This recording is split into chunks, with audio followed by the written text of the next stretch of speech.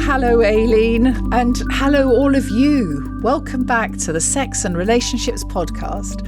As you know, I'm Clare Prendergast, and I'm here with Aileen Gonsalves. Hi, everybody. Nice to be back again. Lovely to see you, Claire. Oh, and you. And what a treat. We're going to talk about holidays and high days and holy days. We're in the Christmas season. We've just had Thanksgiving. Yeah, we're going to sit and chat about that today. And I'm really quite excited. Yeah, it is exciting because it is something that we all share. In whatever kind of cultures or whatever, we all have these moments through the year. And it's things that are set in stone in the calendar of our lives, you know. And even if it's not a kind of set holiday, we sometimes do things with our friends and families for birthdays and christenings and weddings. You know, it's sort of endless, really, these wonderful occasions. But yet they can also be most terrifying and fraught with all sorts of dilemmas, you know, whether it's in the planning of it, whether it's in the execution, or whether it's in the fallout. There can be this kind of thing around these big events that causes stress. What I experience is my inbox is always absolutely rammed in the beginning of the year and after the summer holidays. And once people come into my consulting room, they are mystified, absolutely mystified why this lovely, lovely experience has been so traumatic or problematic or has gone tits up. And, you know, taking the time, you and I, to sort of unpack what the ingredients are about these occasions to hopefully illuminate why these are actually quite tricky times. And you are not alone if you approach these events with dread or you find these events really difficult. And we're going to sort of chat about what the components are that make them tricky. Do you want to kick us off, Aileen? Well, yeah, I mean, it just occurs to me, this thing about what we go into those events thinking and feeling, you know, the expectations, they're kind of through the roof, you know. Yes. The expectations just of ourselves, of other people's behaviour. You know, we either expect things to be like on television in the adverts, telling us what it should look like, how everybody should be relating, which we're definitely falling short of. But we imagine it could be this year, it could be like that. Or even that's what everybody else's family gathering looks like. Yeah. It's just mine that is a shambles. It's just mine that goes horribly wrong. And in the run up to holidays, I mean, some of us spend quite large amounts of money on holidays. And then we, you know, if we book it 3 months in advance, we're counting down till this holiday that's going to be the best ever holiday, and all that pressure of expectation that, you know, this year it's going to be absolutely fantastic, and we set ourselves up for disappointment. Yeah, I think it's interesting, the thing of expectations. It's not even just you, it's you and your partner's expectations can be entirely different. You know, you and your children's, you and your parents. There's so many people's expectations that I would reckon never get properly discussed. You know, we discuss the logistics, we discuss what time everything has to happen, what time the turkey has to go in, but we just don't have a chance to discuss with each other, how do we feel about this thing coming up, and what are we looking forward to? What do we want to happen? What is our dream of it? You know, we don't even ever think to discuss. I've never done that in my life. There are lots of non-negotiables around holidays, you know, which I think feel out of bounds to even suggest could be changed. Should we do something differently is like some sort of huge transgression. You know, there's a set way of doing Christmas. It's interesting you mentioning partners and partners' families, because we kind of arrive on this planet, don't we, into our family that we're born into, and we grow up in that family and we think that is how you do Christmas. Yeah. You know, my mum loves watching the carols on Christmas Eve, and other people, the telly's not allowed to go on Christmas Day, and are the presents opened before dinner or after dinner? And it's like when you know, me and my childhood family, it was kind of like I could work out the rules of that experience, but bring in a partner or go to a partner's family, it's a whole different landscape. There's totally different rituals, routines, cultures, do's and don'ts, and it can be a minefield. Yeah, definitely a minefield. I mean, I think that is a good analogy. There's also that real feeling of potentially stepping on eggshells around certain people or around certain rituals. Do you go to church? That can be a huge thing if that's not part of your bag and now your partner does. How do you manage those really quite tricky things where you're questioning people's solid rituals and beliefs? And it's wrapped up, I think, also historically. So people feel it really is set in stone, the family stone. And I think it can cause a lot of tension in terms of whose house are we going to this year. If you're married or with a partner, that juggling of whose house do you go to on Christmas Day, whose house do you go to on Boxing Day. And I know a friend of mine who many friends actually who are in divorce situations, there's this juggle that happens quite young with their children. I wonder if it becomes a habit of our lifetimes, this sense of being at one parent's, one place, this idea of balancing that perfectly. Literally in terms of time, we've got to spend the exact same time with each person. That kind of stuff gets very tricky, I think. But then if you're the host, if actually everybody's coming into your space, and, that's quite a lot of this time of year in my working with couples around, how are we going to learn from the last several years to kind of create an experience this year which does work better for us as a family, because my assumptions, your assumptions, then your parents' assumptions, then your siblings' assumptions, then, and it tends to be the person who speaks loudest who gets the day they want. So the loudest person wants to play charades. Everyone's suddenly required to play charades, where maybe only a third of the room want to play charades.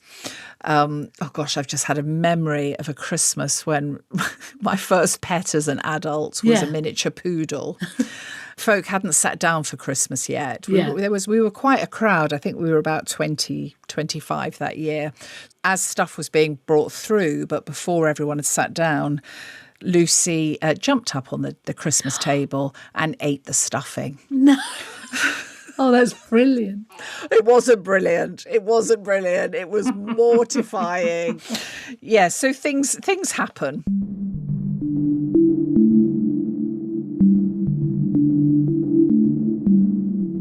You're leaning on something quite interesting there, that things happen. There's so much planning that goes on, but things really do happen. We're trying to mitigate against life. We're trying to mitigate against the spontaneous unknown things that we can't control.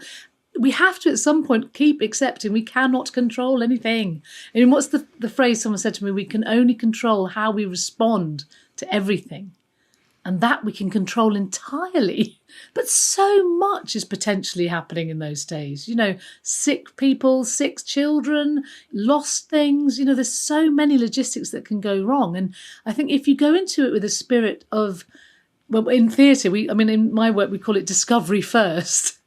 If you say, actually, I'm going to be open to what we discover as well as the planning, we're open to things happening in the moment that we were not expecting, and we're willing to run with it or roll with it or adjust to it to discover if there's some new perfect thing that we didn't know existed. And I think that's the thing that people could do with the letting go of a little bit, because you then don't discover other things at Christmas. It's like a show. When we do a show, you have your press night, and sometimes people go, right, great, we're going to lock that in now. That show's locked in. Nothing's going to change. And of course, it massively changes. An audience change the whole show every night. Every time they laugh in a different place, the whole show rhythm is changed. But, if theatre gets quite fixed, it becomes deadly. And I think some of these traditions can become quite deadly and fixed, whereas actually when new people come in, if you are open to these differences, there's actually lovely opportunities for new little rituals, new moments of connection. And then you sort of are more mindful because something new's happening, throws everyone out of their routines, and you see each other afresh. And hopefully you have more sort of real moments to connect because something new's happening.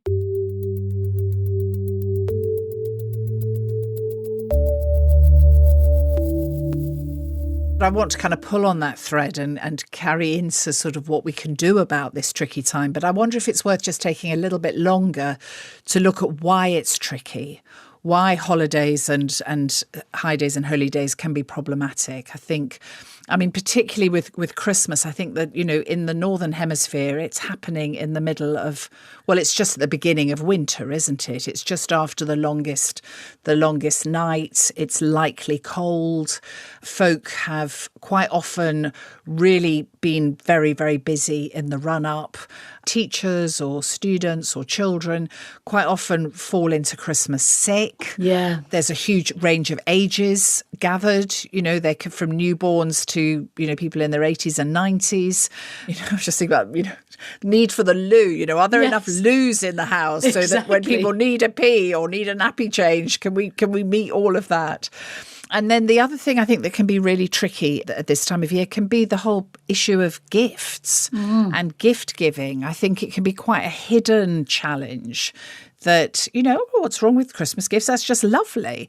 But actually, for some of us, it's very stressful. It's am I going to choose the right gift, and am I going to receive the gifts that I'm wanting? I mean, particularly for younger people, sometimes children have been writing letters to Father Christmas and really, dreaming of getting, and then they open and it isn't what they dreamed for, and they can't disguise their disappointment. And then that can ripple through the assembled gathering around that child so spoiled, that child so indulgent, or that child so entitled, to that poor kid is so disappointed. They were yearning for their whatever this year's gift of the year is. And then the parents. I mean, I don't have children, so I'm very lucky I've not had to go through this experience of not But you were a child, Aileen. You would have known it as a child. I think, but it's interesting, Claire, because as a child, we were very aware that there was not money to be had. So, in fact, I was doing lots of looking after there by absolutely not asking for anything, not looking disappointed at anything, from very young, understanding that was the game to play then. But I sort of mean, I feel for my parents, really. I'm thinking about parents who cannot afford to get all these different things that everybody wants, and who can these days, because they're so massively big, these presents that children are kind of being foisted upon with the marketing. There's huge pressure. If you're sitting there at Christmas knowing as a parent you haven't been able to do that, it's interesting because sometimes a few of my friends have got children, and through the years I've seen the different ways they manage to speak to their children about presents, actually. And you can create a wonderful connection and relationship around this stuff, whether it's saying, we can't afford it this year, or, you have that discussion about money and the value of money. And, is a chance to do that. But with younger children, it really is a case of, I think what you just said then, wow, they're really spoilt, or, ignoring that they're upset. Because spoilt is a word that gets thrown around a lot at Christmas. And the pressure of seeing how other people as children are behaving at Christmas and how parents are with them, I can't imagine that pressure. Because as an outsider to the children thing, I see it in all family relations, all friends. You see this kind of very tricky thing that goes on of people comparing children's reaction to things and parents' reaction to their children, especially at this time of year. It's very, very hard. It's yes. So if you do have a sit-down meal, that comes in as well, doesn't it? Is my child's table manners good enough, or is your child's table manners better? Or so comparative, getting all comparative around, either I'm right and you're wrong, or you're right and I'm wrong. Either way, it's not much fun. Yeah, it's stressful. Yeah. In my house, it's very funny because it was about singing and performing. Apparently, I used to turn up at parties going, is it my time to sing yet? That's from like 4 years old. But actually, it was about my grandmother, who I adored, but the matriarch of the family, or the patriarch, that great grandparent, that person at the top there, can cause a lot of problems with all that comparative stuff. My nan was a bit of a stirrer, really, about trying to say, well, Aileen's going to sing. What are you going to do? What are you going to do? It was a whole thing of performing after eating. Who can perform the best was the main comparison in our houses for many years. Ouch, ouch. It's very tricky, that comparative Yes. stuff, because everyone's biting their lips. You do see a lot of family occasions where literally people are biting their tongue, isn't it? That's the saying, biting their tongues. Well, they're either biting their tongue or they're letting rip. Ah, yes. I like to, in my imagination, a bit like gifts. Gifts are lovely in my imagination. Games are lovely. But actually, they could be used as a vehicle for poking and being mean and little sort of belittling comments or put downs, and if you're a lip biter, you're kind of receiving all this negative, aggression, really. Yeah. Microaggressions. Microaggressions, yeah. But if you don't bite your lip and you speak up and go, oi, hang on a minute, that wasn't very nice. It's like, where's your sense of humour? You know we're only joking. It's just a bit of fun. And these layers of what is fun and is it fun? And quite often within the gathered group, there's several people who aren't actually having much fun. I think it's interesting, Claire, because, you are a therapist person and I'm a person who's interested in human behaviour. So we see all of those digs. We can see them, but I'm interested because people must see them. People who come and talk to you must feel them. I think that everybody feels them. And it's how we deal with them. And as you say, do we ignore them? Do we ignore them in the moment? Do we ever bring them up? Do we call them out? I worry that there's a whole pressure cooker thing that happens sometimes at family gatherings, especially if it's over a few days, but can absolutely happen in one meal, where you're holding back, and then there's an explosion, and that's the thing I think I know in my lifetime, there's a dread around, because I can see it coming.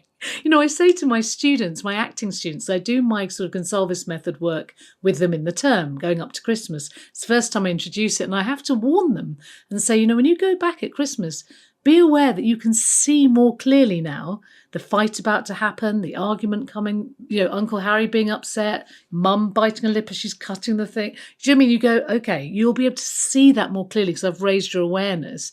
But I encourage them to be compassionate. Have compassion to them, but also have compassion for yourself, because you're now stuck in this place where you have to be.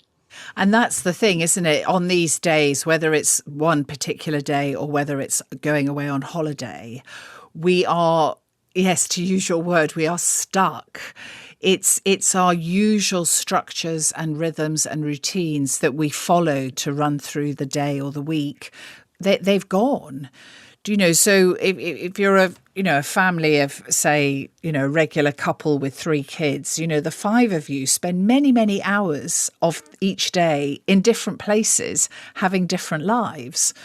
But throw yourselves into a holiday situation, suddenly you're all on top of each other 24/7. And sometimes it's like, I don't actually like you very much. And with siblings, you might genuinely not like your siblings very much. You might not like your parents very much. But you're stuck in this artificial environment, whether it's a holiday or it's a special day.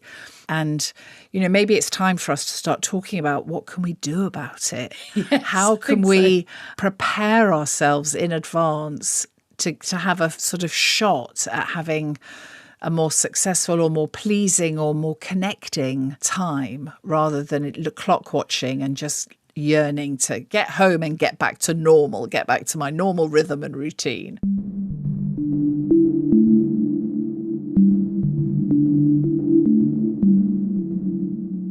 So what can we do? I suppose step 1 is recognise these are tricky. Going away on holiday or gathering with your family or inviting friends or family to join you on these days is tricky, and just admitting that. And therefore, if it's tricky, what can you do in preparation?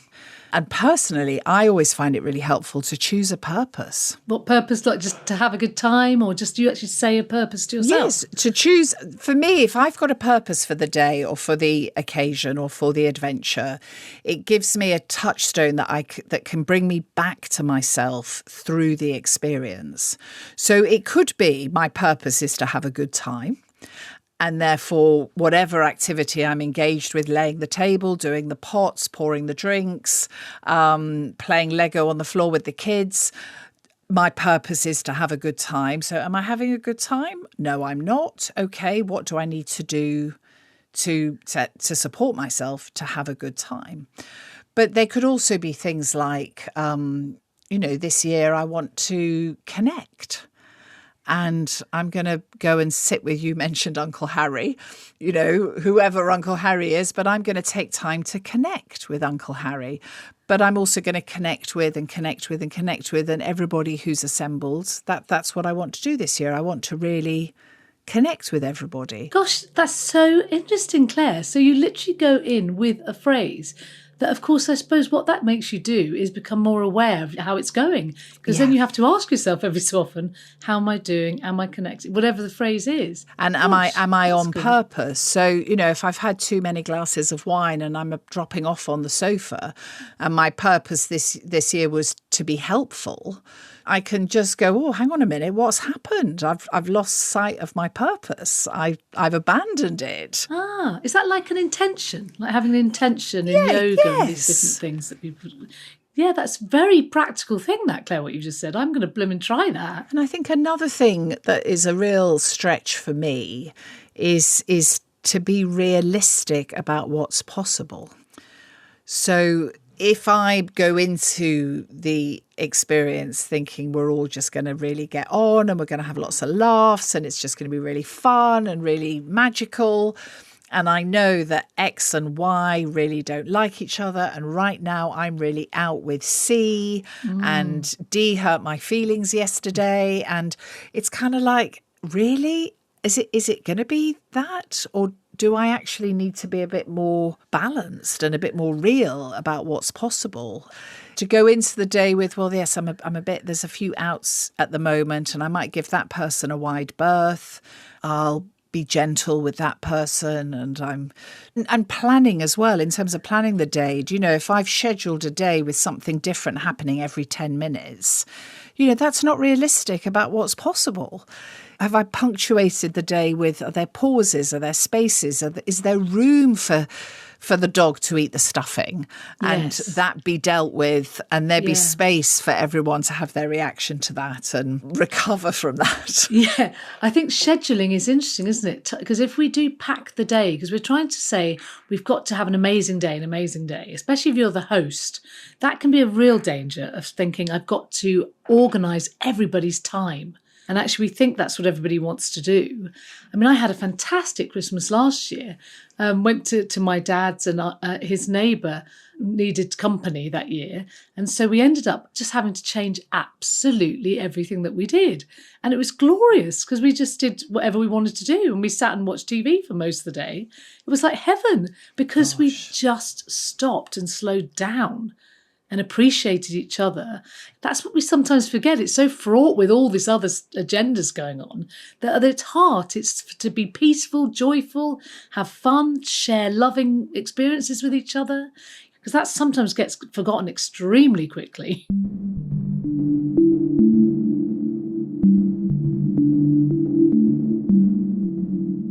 I suppose when I think about our listeners, I was thinking more about, when there's maybe 10 people gathered or 15 people gathered and, relaxing in front of the telly, or even the demand for quality time. It just might not be possible. And having a strategy for that, Johnny's likely to get bored, so let me pop X in my bag just in case, to help, Johnny cope with the fact that it's a long stretch of time with not a lot happening.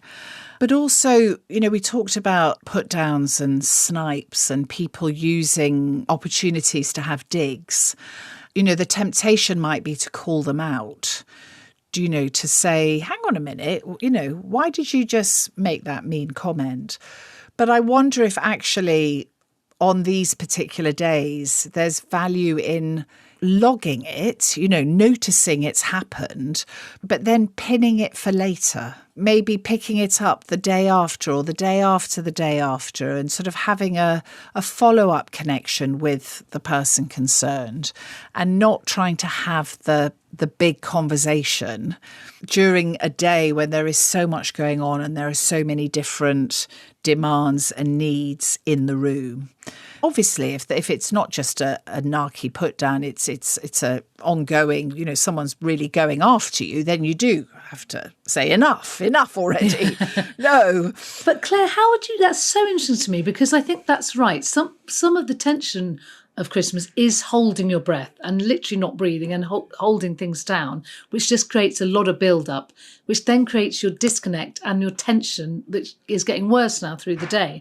But if you're saying that you can say park it, I'm just going to park that because I am going to come round to that and revert to that another day and deal with it, you feel then you can just keep going through the day and with saying, actually, let's just enjoy ourselves for now, knowing there is an opportunity to deal with something. So that's the thing that interests me. How would you make that opportunity? So you phone someone up and say, on Christmas Day, it was a bit funny when you did. What's the language of that? Well, it varies, doesn't it? Because if you're staying and it's all the bed making, there might be a chance just in passing the next day. If you're dropping in and then dropping out, then Yes. it might require more effort. You might need to sort of send a text or something saying, I'd love to follow up our chats on Christmas. Can we have another chat? It needs to be discerned because, there are some folk that there's no point going back to have the conversation because they genuinely won't know what you're talking about. Yes. And that can just leave you even more frustrated and more hurt. So, there's not a one size fits all. It depends on the relationship and it depends on the person. Yes, and I guess you can always talk to someone like you, go and talk to a therapist, or just even your friends back home who gets where you're coming from, just to be able to offload about it and say, does this sound unreasonable? This happened, blah, blah, blah, blah, blah. And just being able to rant a bit about it, actually, and get it out of your system. Because otherwise these things last until the next Christmas. 10 Christmases on. There are family things that people bring up from decades earlier. They're not family funny stories. They're ones where there's still some bitterness, there's still some tension.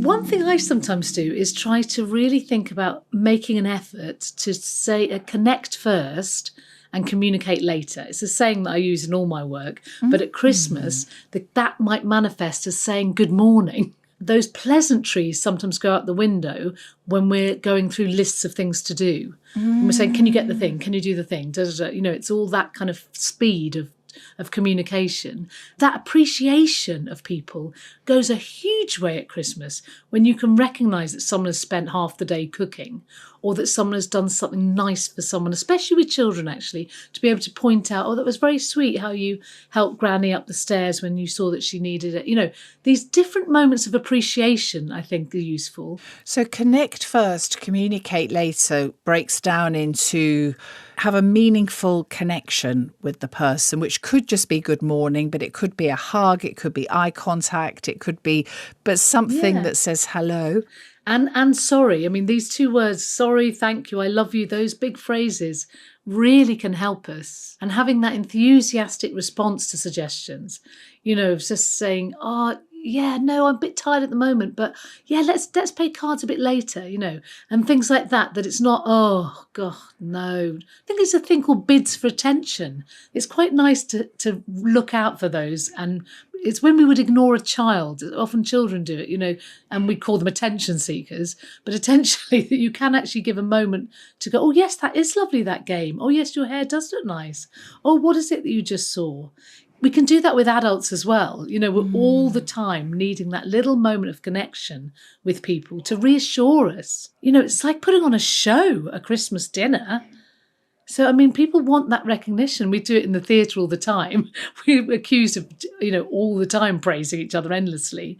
It's lovey behaviour.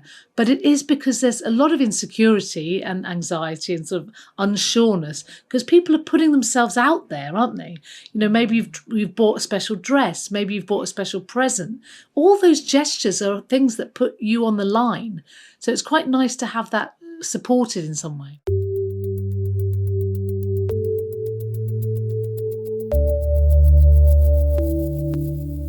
Some of us have this, propensity to try and be perfect. The day has to be perfect. The holiday has to be perfect. And the problem with that is it's obviously perfection is impossible to attain. I mean, we just cannot be perfect and we cannot create the perfect event. It just isn't a thing. But in preparation for the day, it could be helpful to take some time to notice any demands that you've got running. The day has to, the dinner has to, Johnny has to, or else, if I do burn the turkey, what then? So we're kind of forewarned. We know what our minds are likely to do. So when we burn the dinner or we're ready with, these things happen. Oh, well, never mind. That flexibility of... Yes.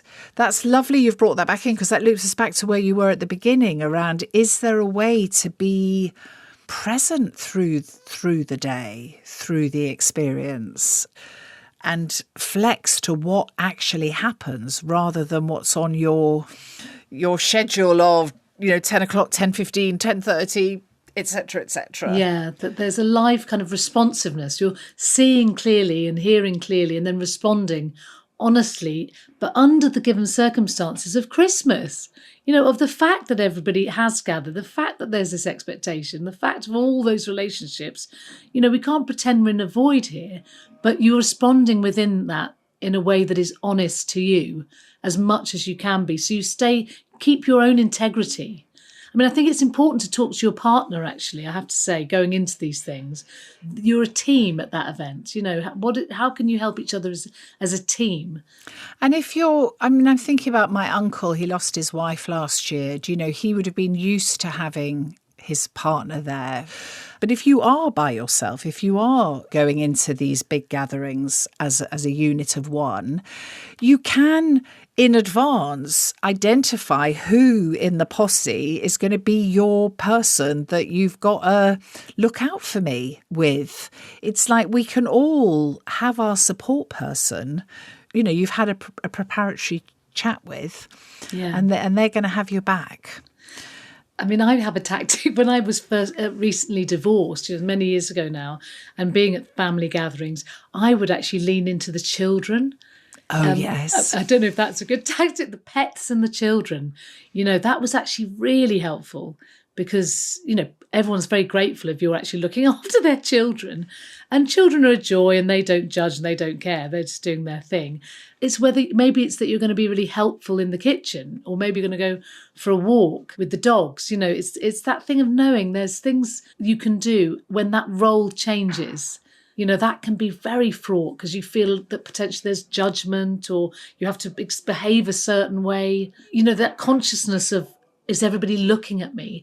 But actually, when we are with the people that love us in those situations, they're all thinking, how shall we behave with X? What shall we do? Shall we mention? It's good to sort of all give ourselves a break, really, and say, we can just breathe out with these people who love us. Because the other choice is to be alone at Christmas or to be alone on these holidays, which you also can do. And I've done many times as well. And that has lots of pros and cons about it as well. And I think that's the point. Every situation has pros and cons. So to not look for perfection, definitely not.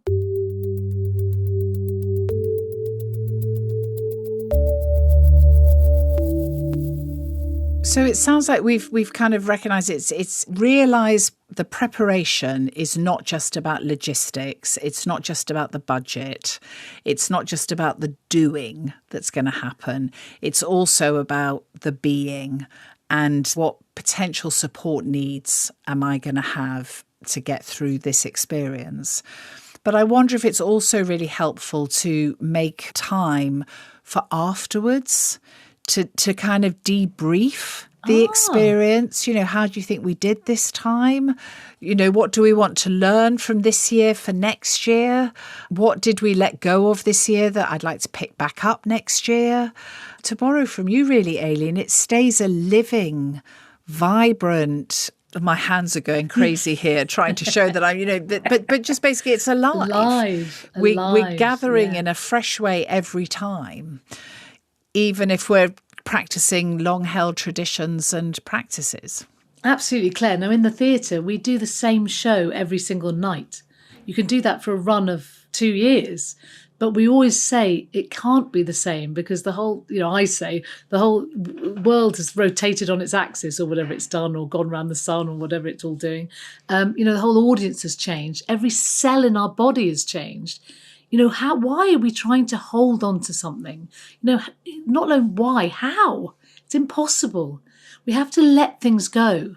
It's a chance to start again every time, every holiday, every occasion of going, I'm going to see these people afresh. I don't know what they've gone through this year.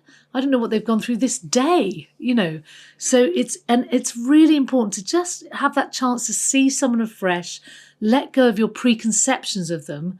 And a really good habit is to look at them anew and say, I'm going to really listen to you today. A great phrase, this is a Tara Brach phrase. When someone is talking, that you say, my friend is talking and I am listening to yourself.